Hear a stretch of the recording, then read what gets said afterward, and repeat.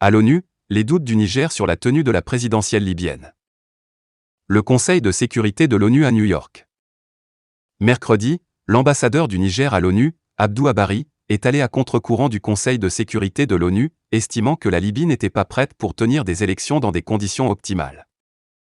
Avec notre correspondante à New York, Karine Outen. C'est assez rare à l'ONU pour être noté. L'ambassadeur du Niger Abdou Abari, alors qu'il prenait son poste de président du Conseil, a déclaré que les conditions pour organiser un scrutin présidentiel en Libye n'étaient pas, pour le moment, réunies. Si la volonté de la communauté internationale, c'est encourager et de dire que, coûte que coûte, il faut aller à des élections quelle que soit leur qualité, à cela en tant que Niger, je peux vous dire que les conditions d'élections libres, crédibles, démocratiques, consensuelles, qui vont être un maillon important pour le retour de la paix, de la stabilité en Libye, ne sont pas, pour le moment, réunies, a-t-il déclaré.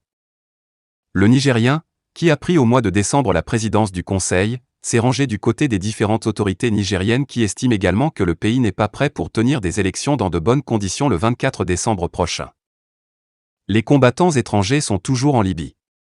Il n'y a pas véritablement une réunification en termes des forces en présence. Donc, cela est un point de vue, pas du Conseil de sécurité, mais c'est une analyse que nous faisons, la situation n'est pas assez mature, assez mûre pour permettre ce type d'élections qui peuvent mener à une stabilité pérenne et à une sécurité en Libye, argumente-t-il. Nous voulons que ces élections fassent partie de la solution et non du problème, a déclaré de son côté le secrétaire général de l'ONU, Antonio Guterres. Et donc, nous ferons tout pour faciliter un dialogue, permettant de résoudre les questions qui subsistent encore, qui pourraient diviser la Libye, a-t-il ajouté.